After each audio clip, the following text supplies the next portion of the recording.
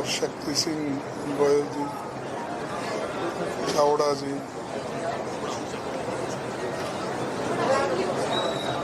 ये इतना चलता है, बाकी का जोर से बोलूँगा। तो ये आज मैं बड़े दुख के साथ कहना चाहता हूँ कि बहुत बड़ी हादसा अहमदाबाद में हुई है। ये घटना अहमदाबाद के इतिहास में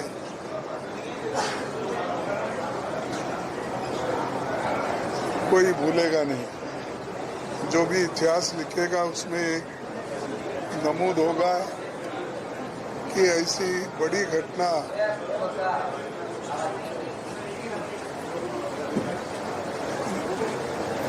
इसकी एयरलाइंस की हो गई, एयर इंडिया की, तो उसमें बहुत से लोग अपना पूरा, जिनका बहुत लोगों का बलिदान हुआ है, कि ऐसे लोगों को मैं अपने तरफ से श्रद्धांजलि अर्पित करता हूँ। और जो लोग इस देश में, इस देश के वासी हैं, इसके अलावा भी बाहर से जो लोग अहमदाबाद देखने के लिए या जो टूरिस्ट थे या बिजनेसमैन थे, वो भी, उनका भी इंतकाल हुआ है, उनको भी मैं श्रद्धांजलि अर्पित करता हूँ। इसके अलावा जो नौजवान मेडिकल कॉलेज के विद्यार्थी जो अपना घर छोड़कर यहाँ पर मेडिकल कॉलेज में दाखिला लेकर जो मेस में खाना खा रहे थे, वो भी बहुत लोग उसमें भी गए हैं। उसका एग्जैक्ट नंबर हमको नहीं मिल रहा, लेकिन जो भी आपके माध्यम से हमको मिला है वही आप जानते हैं और मैं भी उतना ही जानता हूँ।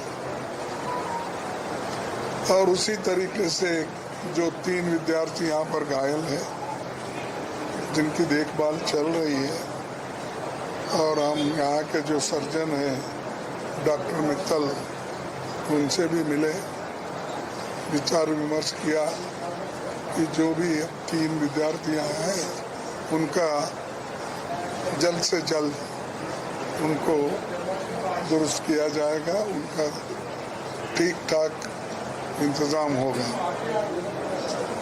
और बाकी एक जो हमारे, उनका नाम विश्वास, हाँ विश्वास, जो मिरेकल,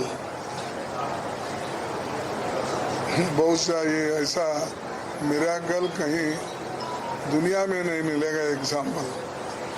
ये बहुत ही लकी मैन, जितना दुख है हमको, लेकिन वो बचे हैं, अपने नसीब बोलिए या अपने जिस तरीके से उन्होंने अपने आप को बचा लिया, ये बहुत बड़ा एक बहुत बड़ी बात है। इसलिए उनको भी मैं उनके हिम्मत की दाद देता हूँ और उनको भी जल्द से जल्द उनको यानी उनको उनके हेल्थ में सुधार हो और वो जल्दी तंदुरुस्त बन के बाहर निकले, ये मैं चाहता हूँ। और उनके सबके फैमिलीज आज जो परेशान हैं,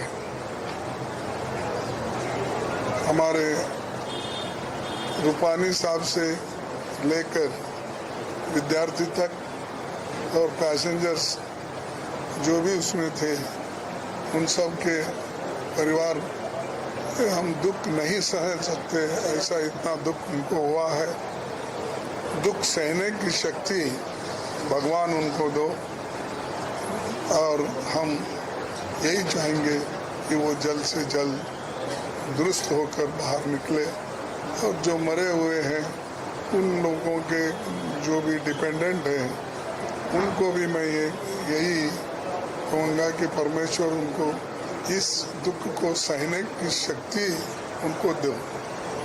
यही मैं कहने के लिए आया था और सरकार इस तरफ ध्यान दे और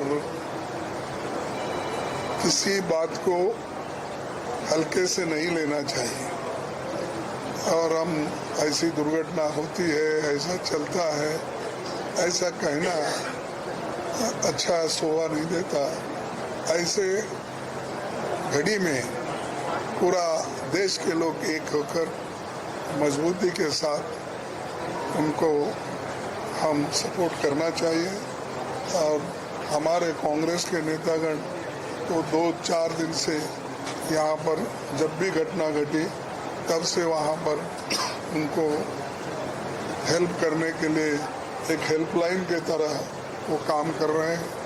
और हमारे पीसीसी प्रेसिडेंट, सीएलपी लीडर और भी वर्कर्स सभी है और वो लोग काम कर रहे हैं। मैं उनको यही रिक्वेस्ट करूँगा कि आगे भी उनके कोई भी तकलीफात है, अगर उनको कुछ चाहिए, चाहे मेडिसिन चाहिए, चाहे और कुछ कमी है, तो जो यहाँ पर नहीं मिलता तो उसकी भी व्यवस्था वो लोग करें और करने के लिए वो समर्थ है।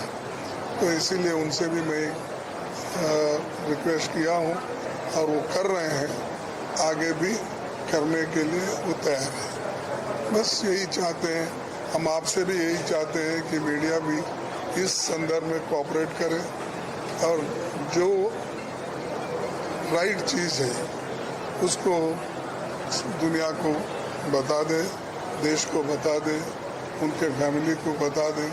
ये एक मेरी विनती है। और तीसरा मेरा ये कहना है कि किसी ऐसे दुख के वक्त कोई भी क्रेडिट लेने का भागदौड़ नहीं करना चाहिए। कोई जाकर पिक्चर लेता है, कोई जाकर मिलता है, लेकिन हम सिर्फ मिले आए, हम यही चाहते हैं कि उनकी फैमिली की जो दुख हुआ है कि उसको वो लोग सहन करने की शक्ति मिले। तो यही चाहते हैं, इसलिए और हमको जाना है जिस जगह ये क्रैश हुआ।